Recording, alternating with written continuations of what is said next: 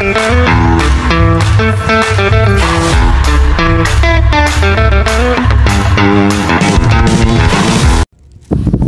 what is up guys, and karon no is naabot na ang atong isda.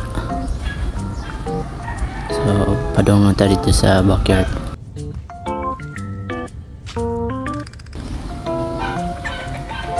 Karon na nato sa backyard no. And first things first, if magpalit yung tag isda is dapat at yun na i-acclimate. So tara, ito sa sila ibutang dari kay para ma-acclimate. Importante na ang acclimation guys, kaya para di sila ma-shock sa tubig. And kani po is gibiyahe po na siya, so medyo delikado if isagol it. So ako sa nitang-tangon niyang plastic no para makita ninyo. Wait lang. So madala ang plastic na blue. Muna sila guys, 40 pieces. Ang barb ani guys 20, and ang gloated rice 20 pieces but so muna sila 40 pieces. Na mga neon or albino na, and sa tetra is na apoy long fin. Muna sila no, ito ni breed soon. So karon no, okay, ito na ipakita ka itong after acclimation. So marami sila guys.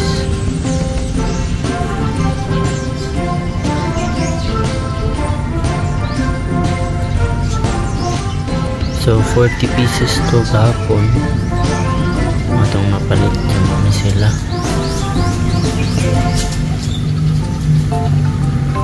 $20 kabuok ang glotetra and 20 pod kabuok ang green barb o red barb. So tagi-on ng air pump no kay para hindi sila ma-stress kay ito lang gibihayan. Yung uban dia kato na tong ako ada 15 to kabuok ang ada. So soon magsugod pa tawag breeding ng ano nga isda. Actually na patay kuwang pares na to, itong danyos na to.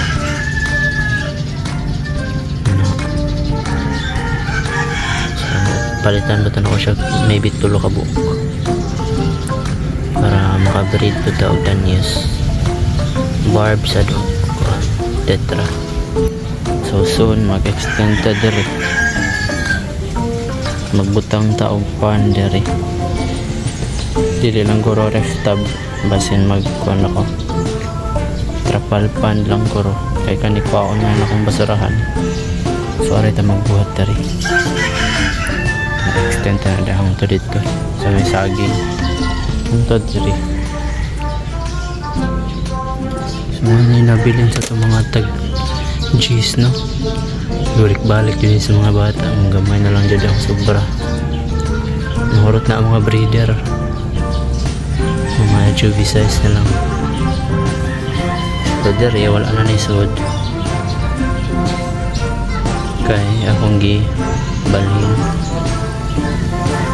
kay kani ko dere gamitin ko ni for breeding. So mga ani, so mo na akong gamitin pang breed sa tetra. Mo kasi na akong gigamit sa breed sa danyo sa una. So dara ito mga ABT nara sila dere sa ano yung usang ako nga ref tab. So gamay na lang po nyo no, pinahalinan po ito paglas og 30 pieces nga, paglas 20 pieces. Sinasang 50 pieces yun ang nakuha no? Pero daghan po man dyan kaya. So sa mga nangita no, tag 20 ra na ang each, hindi siya ma-focus. So 20 each, and plano po na ito magkuha na ni ato ni ipang pat kaya magbaligya pa ta ni soon. So pero magbaligya iya punta karon kung naiganahan by stem itong baligya. Tag 5 ang stem, dagko na kaya na akong kamot. Padre Picas. Padre nabasa dito. So ang anak sa tong beta gidako na 2 months old na siya. 2 months kapin pa daw 3. Pero sadly it's a male. Ang gusto nda kay female.